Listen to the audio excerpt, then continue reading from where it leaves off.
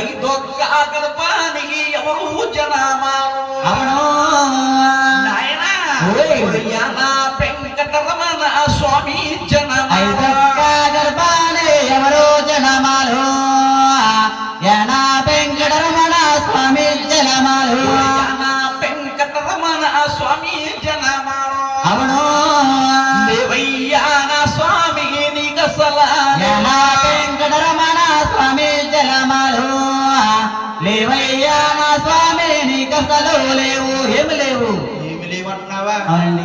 కంగారు పడక మరి మీరు కంగారు పడితే నేను కంగారు పడతానా? అవునండి. ఏమి లేవని అడుగుతున్నావా?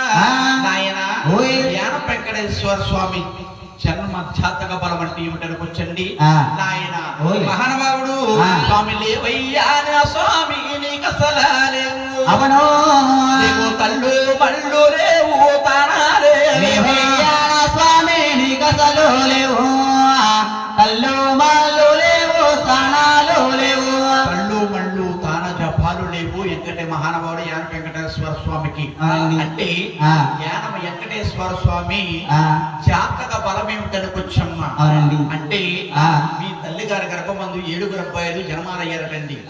అంటే గురువు గారు 6 అన్నదమ్ములకి తల్లు మళ్ళు తాన జపాలు ఉన్నాయి.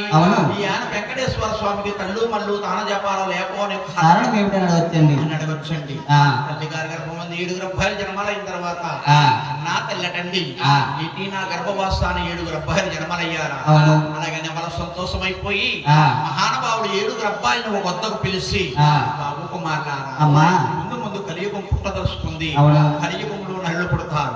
నల్లు పుట్టారంటే మిమ్మల్ని దేవాన దేవుళ్ళ కింద కొలుస్తారు. అలాగని కార్తీక శుద్ధ పౌర్ణమి ఏకాదశి నాటండి 7 గద్దేసిందటండి.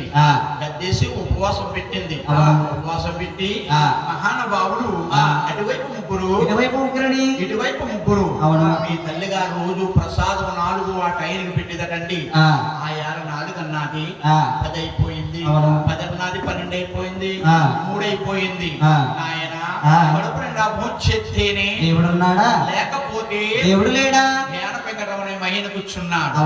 ఈ తల్లిది మళ్ళీ ఏంటి ఒకరి బస్సు ఒకరు ఎలవేరువేటి. అలాగని రాత్రి మిగిలిపోయిన సరుతన్న ముట్టు మీద ఉంటే వృద్ధుడుగా వెళ్ళి ఒక చేతితో భోంచేస్తే అర్థమైపోతుందని 2 చేతులతో కలిపి భోంచేశాడట. అది మీ కన్నా తల్లి వారి పేరు దేవు కల్లారా చూసింది. శివులార నుంచి జ్ఞాన వెంకటేశ్వర నా కుటుంబంలో పుట్టి నా గోత్రంలో పెరిగి శరీరాన్ని నేరం చేస్తావు అని ప్రాంతి చేస్తున్నావు పంపించిందండి. మధ్యపొడి వారికి రక్తం ఇచ్చింది. యానం అంటే ఎక్కడ ఉంది బాబు? యామంటే గురువు గారు మన దాక్షారామం